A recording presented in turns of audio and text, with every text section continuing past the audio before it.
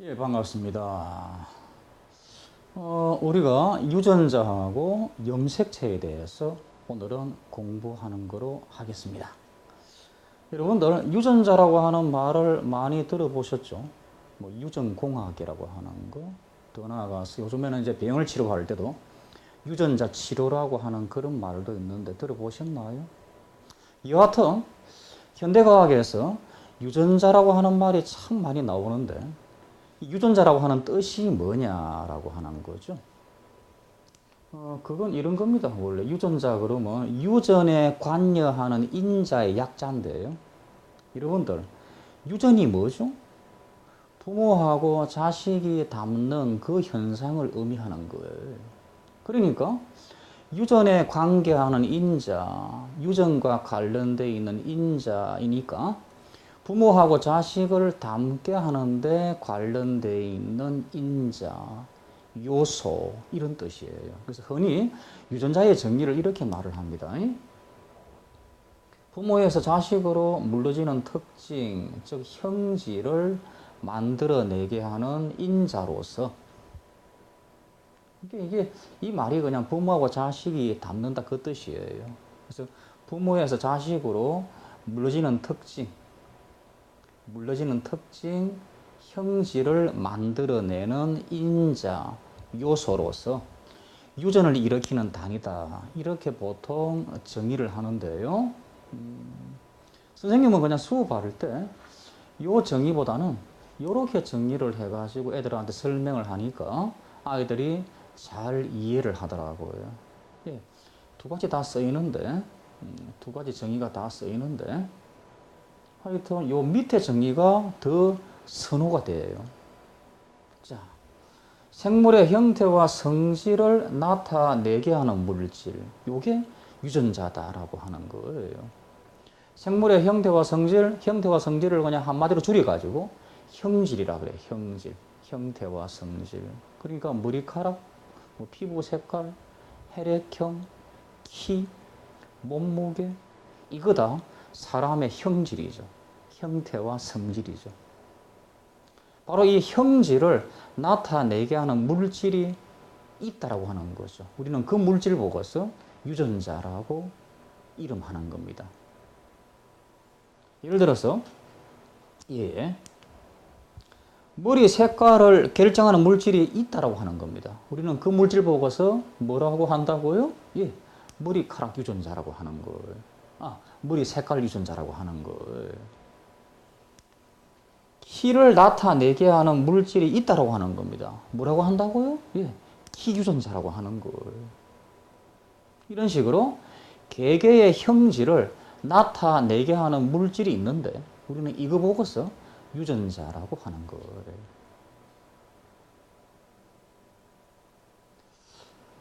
사람한테는 수백 가지, 아니요.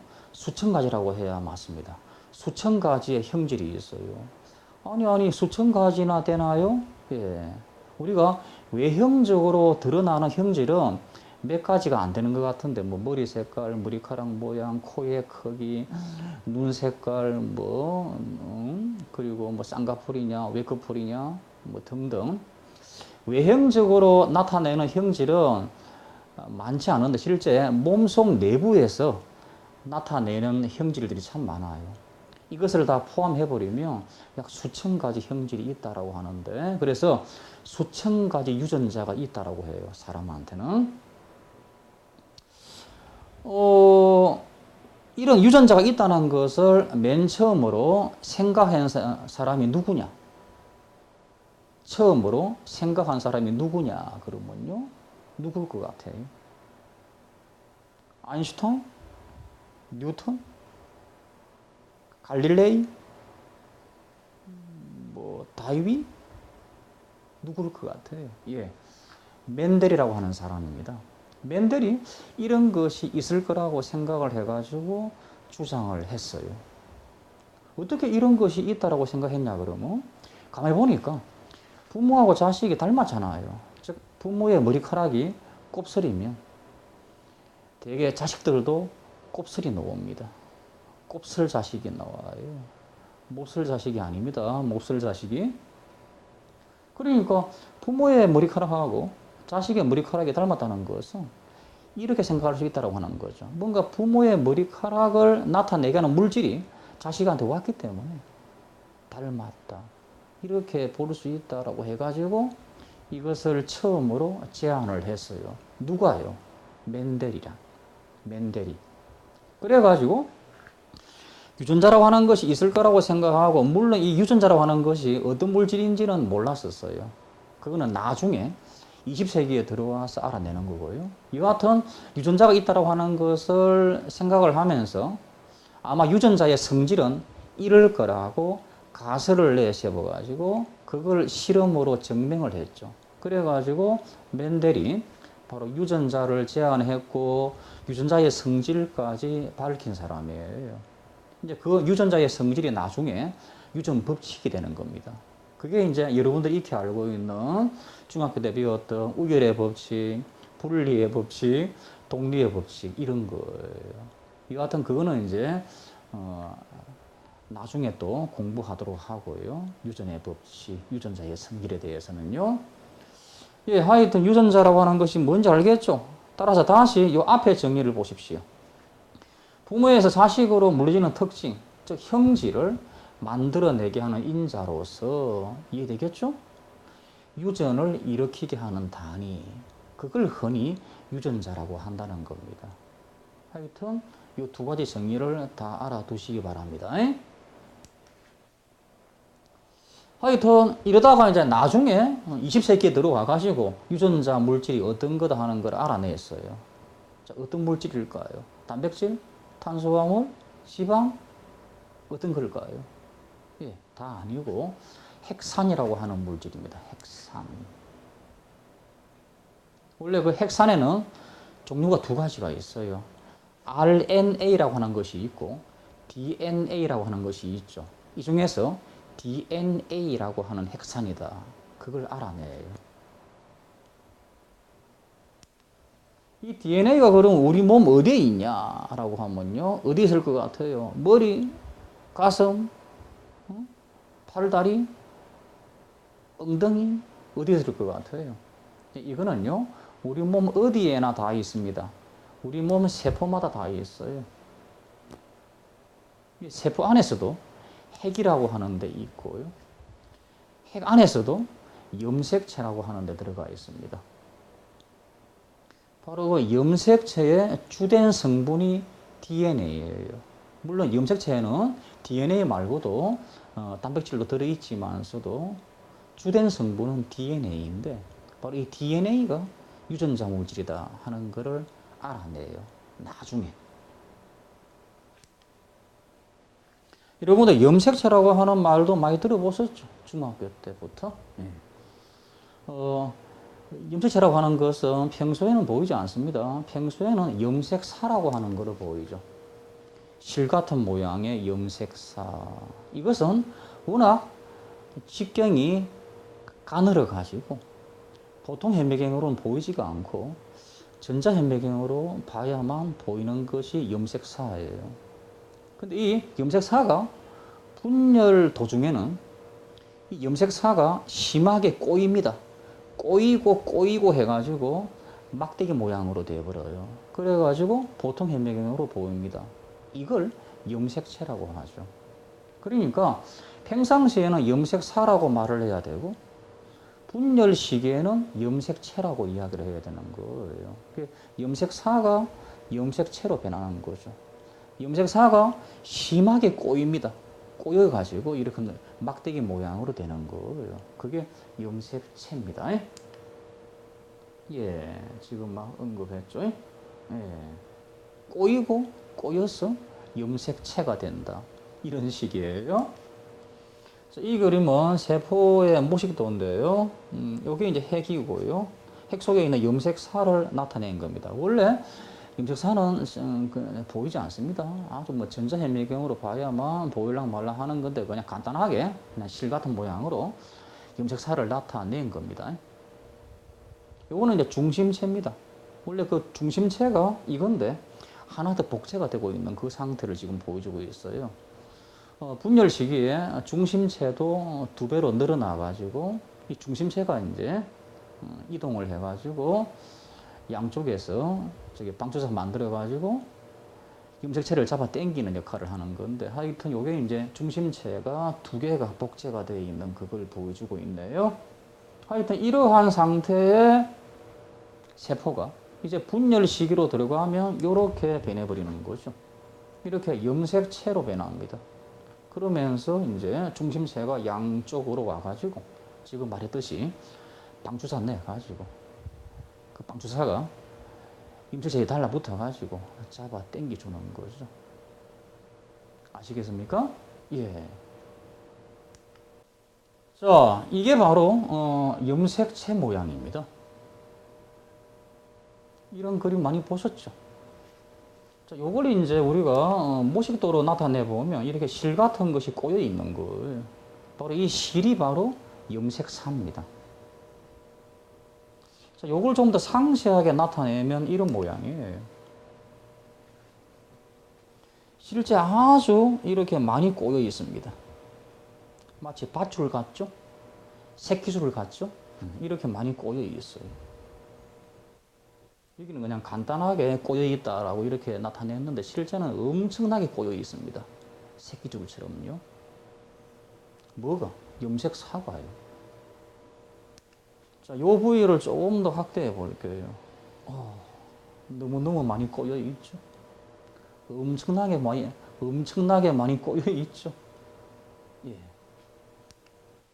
자, 여기를 다시 확대 한번 해볼까요? 염색사입니다. 여기를 확대하는 겁니다.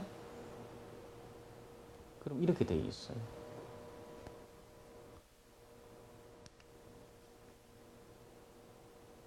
이 덩어리가 뭐냐 그러면요, 히스톤 단백질이 모여가지고 된 히스톤 덩어리예요. 원래 그 염색체 안에 있는 단백질 이름이 히스톤 단백질입니다. 비스톤이 아니고 이 히스톤 단백질이 여러 개 모여가지고 덩어리를 만들고, 이 덩어리를 DNA가 칭칭 감고 있어요. 이 모양 자체가. 자, 히스톤 단백질이 여러 개 모여가지고 덩어리 만들고, 이 덩어리를 DNA가 이렇게 칭칭 감고 있는 거죠. 그래가지고 우리는 이 모양, 예, 이 모양들 있죠? 덩어리에 DNA가 감겨 있는 이 모양을 우리는 뉴클레오솜이라고 합니다. 뉴클레오솜. 시험 잘 나와요. 이게 바로 모여가지고 연결돼가지고 염색사가 되기 때문에 우리는 이걸 보고서 염색사의 기본 단위다, 더 나아가서 염색체의 기본 단위라고 해도 괜찮아요. 염색사나 염색체의 기본 단위다, 이렇게 이야기하는 겁니다. 뉴클레오솜입니다. 뉴클레오솜. 아직까지 DNA에 대해서 공부를 했나요? 그 DNA의 기본 단위는 뉴클레오타이드죠. 그에 비해서 염색사의 기본 단위는 뭐라고요? 예, 뉴클레오솜이다 하는 겁니다. 그래서 뉴클레오솜은 히스톤 단백질 덩어리하고 DNA하고 이렇게 돼 있는 거죠. 하여튼 이렇게 DNA가 칭칭 감아가지고 염색사를 만들고, 다시 염색사가 심하게 꼬이가지고 염색체가 되는 겁니다. 이해되시겠습니까? 예. 다시 한 번 더 보면 알겠죠? 바로 이것이 바로 염색사죠. 염색사. 그래가지고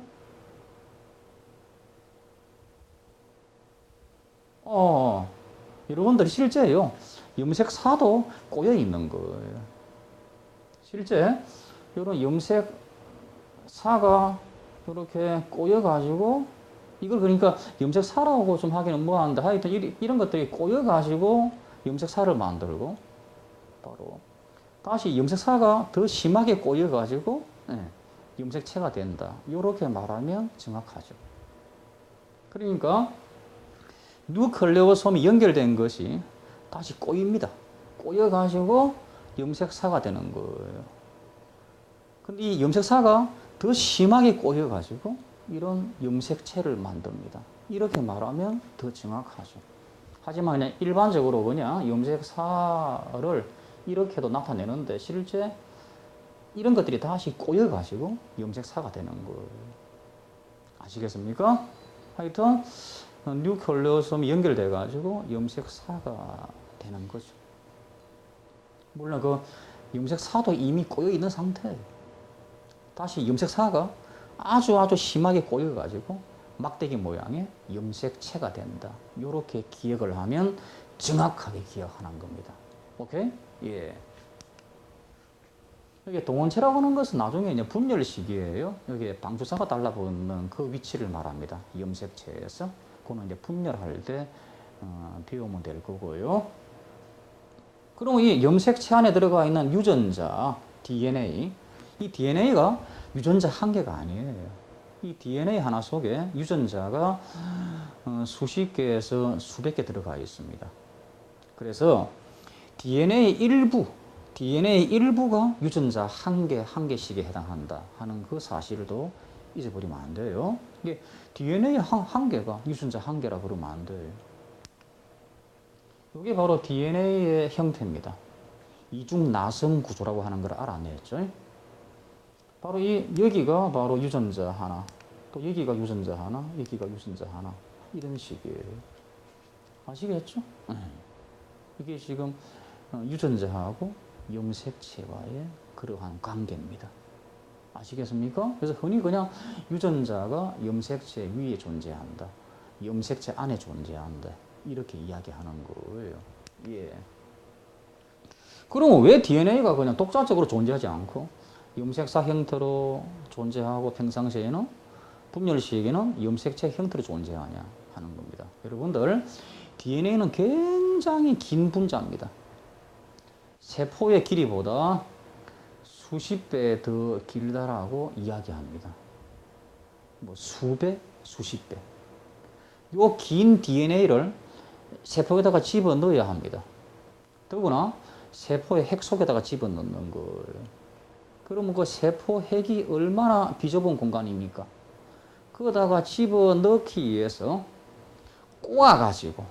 꼬아가지고, 즉 히스톤 단백질 덩어리를 이용해가지고 DNA를 칭칭 감은 상태로 꼬아가지고 핵 속에다가 집어넣은 거예요. 그래서 염색사 형태로 존재하는 겁니다. 그러면 왜 분열 시기는 다시 염색사가 염색체로 바뀌냐? 여러분들, 분열 시기는요, 두 개의 딸세포가 생기지 않습니까? 하나의 세포에서 두 개의 세포, 딸세포라고 그러는데, 그래가지고 염색사가 딸세포 두 개로 끌려갑니다. 그죠? 끌려가야 돼요. 이때 염색사가 끌려갈 때, 이게 깔끔하게 끌려가기 위해서 염색사가 더 심하게 꼬여가지고 막대기 모양으로 만들어진 다음에 끌려가야만 깔끔하게 끌려가요. 스마트하게. 안 그러면 염색사 형태로 끌려간다 그러면 이게 실이니까 질질 끌려가 버립니다. 이게 질질 끌려가면서 세포 소기관하고 부닥칠 수가 있잖아요. 그러니까 그냥 염색사가 아주 그냥 다시 꼬여가지고 막대기 모양의 염색체를 만든 상태에서 끌려가야만 깔끔하게 끌려간다 하는 겁니다. 그래서 염색체 형태로 존재하는 거예요. 자, 아시겠죠? 예. 세 번째, 유전자 일부는요, DNA 일부, 유전자는 결국에 단백질을 만들어내게 하는 프로그램이에요. 이게 무슨 말이냐 그러면, 지금 유전자가 어떤 형질을 나타내게 한다라고 했잖아요. 그러면 어떤 방식으로 유전자가 형질을 나타내게 하냐? 유전자가 머리카락을 만들어라, 그렇게 명령을 한다는 말인가? 유전자가 피부 색깔을 희게 만들어라, 명령을 한다는 말인가? 어떻게, 어떤 과정으로 형질을 결정하게 하냐, 나타내게 하냐라고 하면요, 바로 단백질을 통해서 그렇게 하는 거를. 예, 형질의 차이는요, 단백질 차이입니다. 머리카락이 곱슬이고 직모의 차이는요, 단백질이 달라서 그래요. 피부 색깔이 희고 그리고 검고 하는 것도 따지고 보면 단백질 차이입니다. 눈꺼풀이 쌍꺼풀, 외꺼풀, 그게 단백질 차이 때문에 그러는 거예요. 그러니까 형질을 나타내게 하는 것은 원래는 단백질인데, 그러면 유전자가 형질을 나타내게 한다면서요? 그게 바로 유전자가 단백질을 이렇게 만들어내라고 하면서 그래가지고 특정 형질을 나타내게 하는 거예요. 이래서 만약에 프로그램이 달라져 버리면, 즉 단백질을 만들어내게 하는 프로그램이 달라져 버리면 다른 단백질이 만들어져 가지고 다른 형질이 만들어지는 거예요. 그러니까 피부 색깔하고 머리카락하고 프로그램이 다르기 때문에 다른 단백질이 만들어져 가지고 머리카락이 생기는 거고, 그리고 피부 색깔이 나타나는 겁니다. 더 나아가서 머리카락 안에서도 곱슬하고 직모하고 프로그램이 다르기 때문에 바로 그 곱슬을 나타내게 하는 단백질이 생기는 바람에 곱슬머리가 되는 거고, 직모를 이렇게 나타내게 하는 직모 단백질이 생기기 때문에 직모가 나오는 거예요. 아시겠습니까? 그래서 바로 유전자라고 하는 것은 특정 단백질을 만들어내게 하는 프로그램이에요. 그래서 바로 그 프로그램이 달라져 버리면 다른 종류의 단백질이 만들어져 가지고 다른 형질이 생기는 겁니다. 이런 식이에요.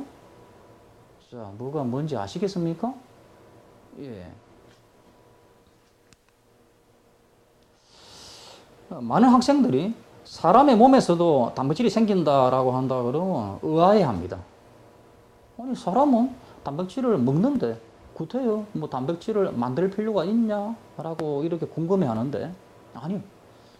모든 생물체는 단백질을 자체 생산합니다. 그렇다고 그러면 우리가 먹는 단백질은 뭐냐?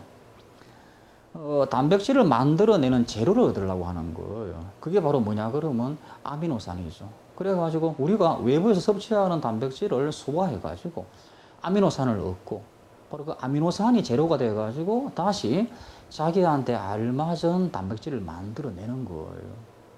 아시겠습니까? 여러분들, 모든 생물체는 다 단백질을 만들어내게 돼 있어요. 조금 더 설명해 볼게요.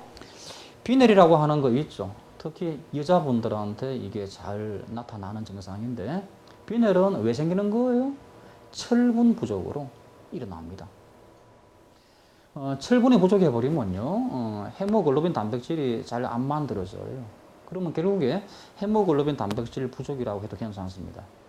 더 나아가서 헤모글로빈 단백질이 안 만들어져 버리면 적혈구가 잘 안 생겨요. 그러니까 적혈구의 수가 부족합니다. 그래서 원래 원인은 철분 부족인데 결과적으로 헤모글로빈 단백질 부족, 적혈구 부족, 그걸 비늘이라고 이야기합니다.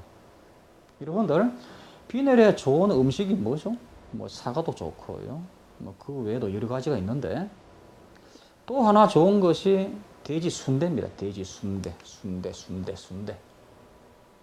요즘에는 그 순대다가 돼지 피를 안 넣던데, 원래 순대라는 것은 돼지 피를 넣어가지고 만드는 게 돼지 순대고, 요 순대가 원래 맛있습니다.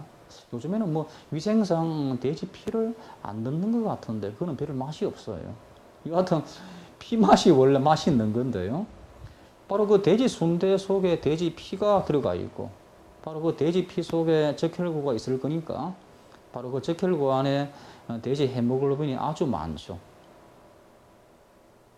그리고 더 나아가서 철분까지요. 그래서 우리가 그걸 먹음으로써 이래되는 거예요. 보십시오. 돼지 헤모글로빈을 먹었다 그러면 이것이 소화가 돼가지고 아미노산으로 변합니다. 그러면 이제 이 아미노산이 혈액을 타고 세포로 들어가는 거예요. 그러면 이제 세포 안에서 이걸 재료로 해가지고 다시 사람의 헤모글로빈으로 만들어 버립니다. 그래가지고 사람의 헤모글로빈이 이제 산소 운반을 하는 거예요. 우리가 먹은 돼지 헤모글로빈이 들어가서 바로 사람의 헤모글로빈이 되는 거 아닙니다, 여러분들. 왜요? 돼지 거니까 아무래도 사람한테는 안 맞지 않겠어요?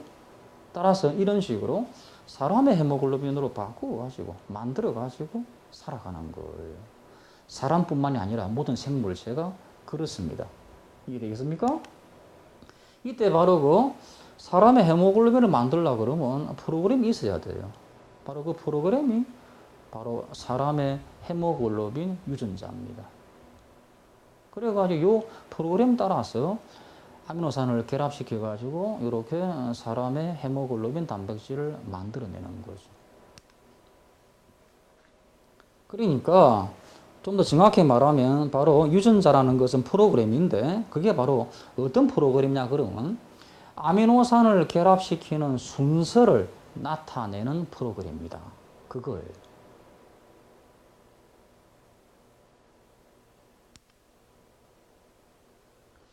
이건 조금 이따가 더 설명할게요. 아미노산 결합 순서를 나타내는 프로그램입니다. 이건 좀 이따 설명할 거고요. 조금 더. 하여튼 우리가 돼지 헤모글로빈을 먹으면 왜 그게 비닐에 좋냐 그러면 사람의 헤모글로빈 만드는 재료를 아주 적절하게 잘 공급해줘요.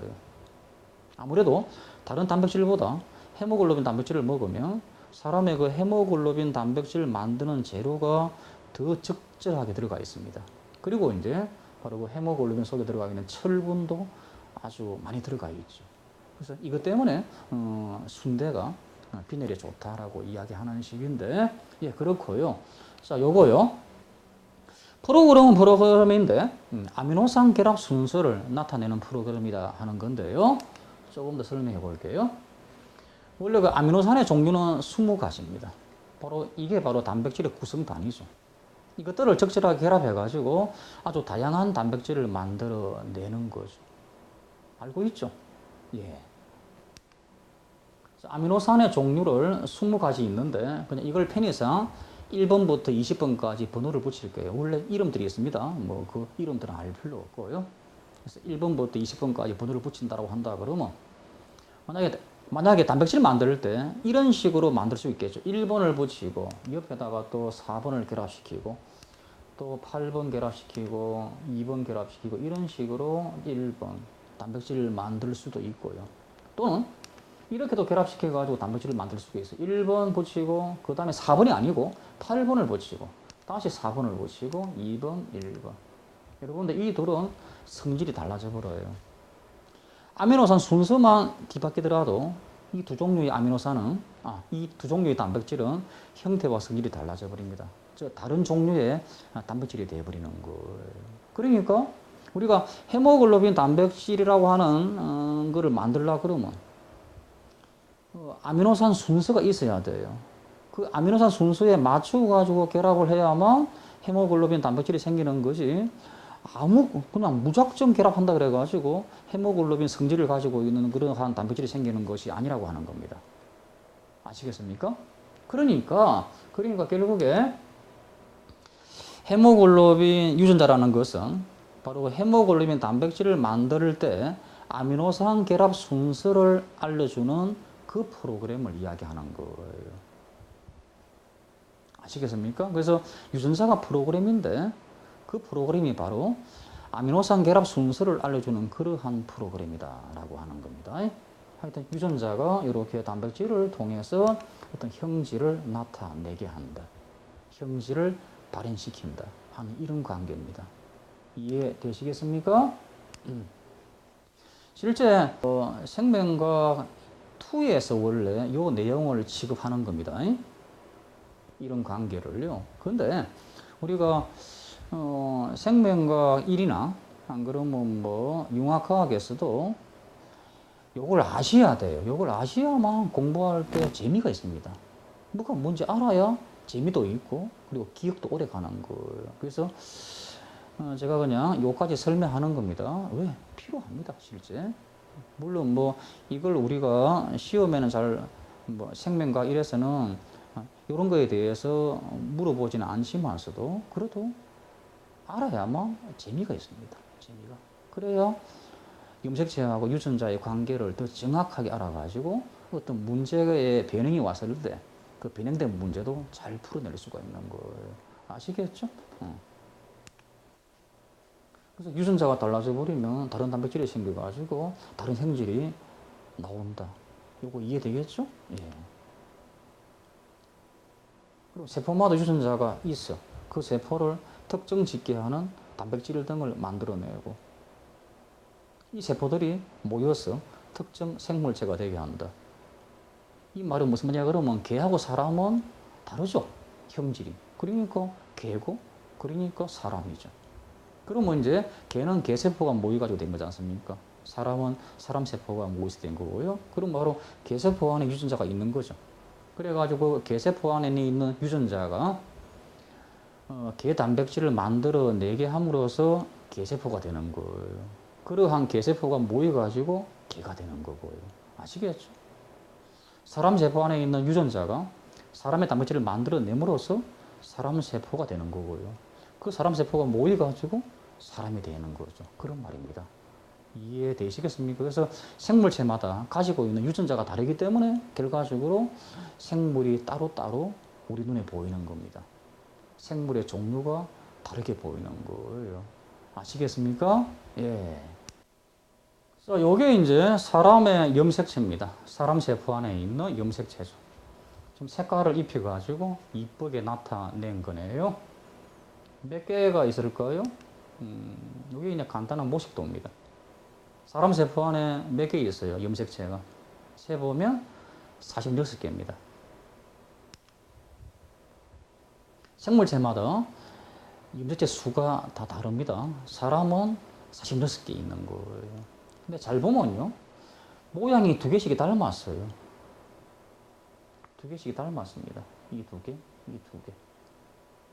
그래서 서로 닮은 것이 두 개씩 있어요. 우리는 이 닮은 염색체, 이걸 상동 염색체 쌍이라고 합니다. 상동 염색체 쌍. 이것이 23쌍 있는 거죠. 1번 쌍, 2번 쌍, 3번 쌍, 15번 쌍. 근데 잘 보면요. 마지막에 있는 요 23번째 쌍은 안 닮은 것 같은데 이걸 닮았다라고 치부합니다. 하나가 X고 하나가 Y입니다. X는 크고 Y는 작잖아요. 안 닮았잖아요. 근데 닮았다라고 취급해요. 이게 왜 그러냐 그러면요. 원래 Y가 닮았다라고 합니다. 근데 이게 세월이 이렇게 지나오면서 이 Y가 형태가 변하게 되었는데 가운데가 잘려 나가버리고 이렇게 되었다고 하는 겁니다. 실제 여기하고 여기가 닮았어요. 아직도.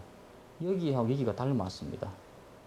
그러니까 X하고 Y가 사이드, 양 가장자리는 닮았습니다. 그래서 가운데가 잘려져 버리고 Y가 되었다라고 보기 때문에 X, Y도 닮았다라고 취급합니다. 그래서 23쌍이라고 해요. 이거 세우면 안 돼요. 22쌍이라고 그렇게 하면 안 되고 그냥 일반적으로 X, Y도 닮은 쌍으로 취급해가지고 23쌍으로 취급을 합니다. 그래서 사람 세포에는 상동 염색체 쌍이 23쌍이 있다. 그렇게 이야기하는 겁니다. 이 중에서요, 이 X, Y 염색체는 성에 관련된 유전자가 들어가 있습니다. 그래서 성에 관련된 형질을 나타내는 그러한 염색체예요. 남자, 여자. 남자한테 볼 수 없는 그런 여자한테만 있는 그런 형질이 있죠. 바로 그 형질의 유전자가 여기 있는 거예요. 그래서 성에 관련된 유전자가 들어있다 그래가지고 우리는 이런 것들을 성염색체라고 합니다. 성염색체, 성염색체. 그에 비해서 나머지 것들은 보통 형질의 유전자가 들어가 있는 염색체예요. 그래서 이런 것들은 다 보통 염색체라고 합니다. 보통 염색체. 한자로 상염색체. 상이 바로 보통 상자죠. 그래서 상염색체가 22쌍이 있다. 이렇게 말을 하고요. 성염색체가 한 쌍이 있다. 이렇게 말을 하는 거예요. 그래서 23쌍이 있는데 그 중에서 성염색체 쌍이 한 쌍이 있고 상염색체 쌍이 22쌍이 있다. 이렇게 이야기하는 겁니다. 자, 뭐가 뭔지 아시겠습니까? 여러분들 분열할 때요. 분열하기 전에 DNA가 복제가 일어나는 겁니다. 그러면 그 DNA가 복제가 되면서 다시 염색사가 2배로 늘어나는 거죠. 그건 이제 나중에 염색체로 변하기 때문에 염색체가 2배로 늘어나는 겁니다. 여러분들 분열 중에 분열 전에 DNA가 복제가 되고 염색사가 복제가 돼 가지고 이렇게 염색체도 2배로 늘어난 상태로 분열 시기에 보이게 돼 있어요. 이거는 이제 분열할 때 다 설명을 하는 건데 지금 여기서 한 번 더 언급을 합니다, 여러분들. 그러면 분열하기 전에 왜 DNA가 2배로 복제가 돼야 될까요? 돼야 돼요. 이 사실은 아시겠죠? 예, 개세포하고 사람 세포는 다릅니다.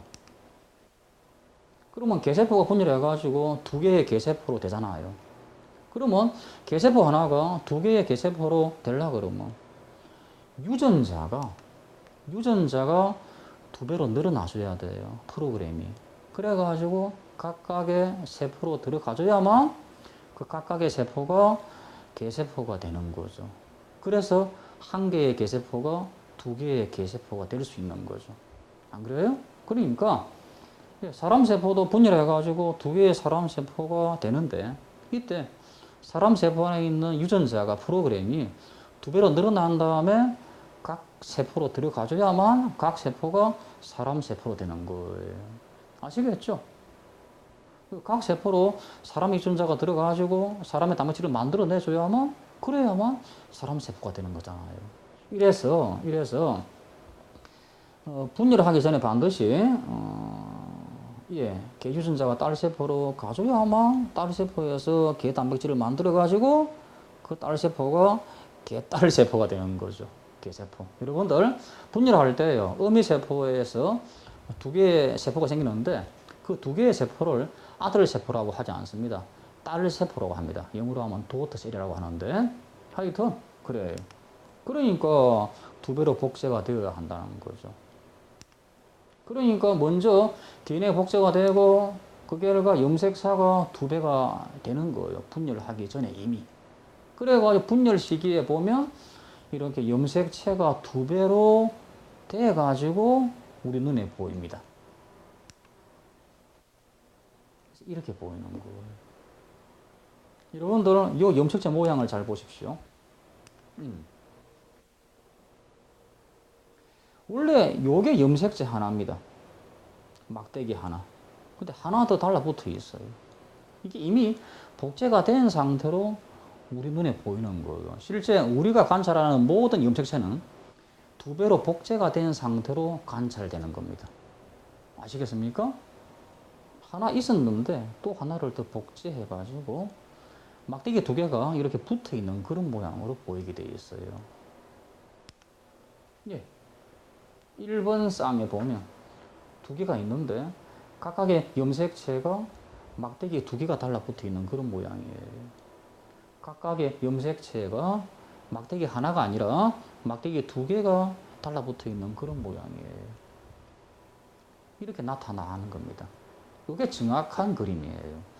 앞에서 본 거 요거는 정확한 게 아니고 그냥 시험에 출제하기 위해서 그냥 간단하게 이렇게 한 개 막대로 나타낸 거지. 실제 이렇게 현미경 하에서는 이렇게 한 개 막대로 관찰되는 것은 절대로 아닙니다.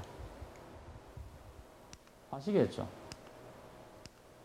반드시 현미경 하에서 우리가 염색체를 관찰해 보면 이렇게 염색체 하나 속에 막대기 2개가 들어가 있습니다.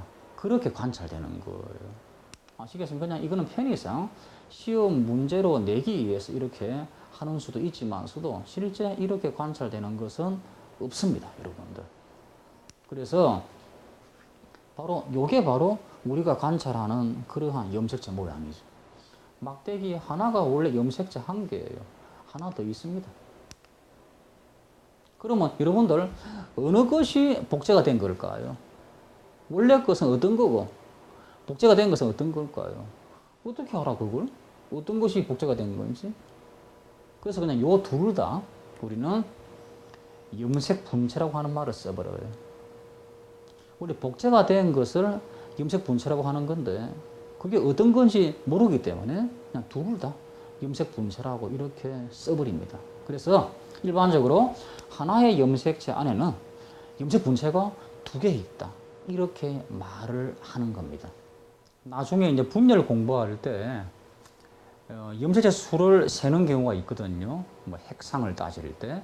그럴 경우는 염색 분체 두 개를 묶어 가지고 염색체 한 개로 따져야 하는 겁니다. 그래서 염색 분체 두 개가 바로 염색체 하나다. 이렇게 따지는 거예요. 예. 오늘은 우리가 염색체하고 유전자의 이런 관계에 대해서 알아봤습니다. 자, 오늘 배운 거 한 번 더 복습해 볼까요? 예. 부모에서 자식으로 물려지는 특징. 자, 요 가로 안에 들어갈 말이 뭘까요? 예, 유전자가 되겠죠. 유전자 물질은 뭐다? 예, DNA다. 그렇고요. 자, 뭘까요? 뭐가 들어가야 될까요? 염색사 또는 염색체에 들어가 있다. 자, 네 번째, 염색체의 구성 성분은 뭐하고 뭐 단백질이다. 예, DNA하고 히스톤 단백질이다. 이렇게 해야 돼요. 사람의 염색체는 상동 염색체 쌍이 몇 개? 23개. 이 중에서 성염색체가 몇 쌍? 한 쌍이다. 아시겠죠? 예. 자, 여러분들, 그리고 마지막에는 세포 분열 시 DNA 복제가 일어나 하나의 염색체는 두 개의 뭐로? 염색 분체로 되어 있다 하는 것까지요. 예, 여러분들 수고하셨습니다. 예, 마치겠습니다.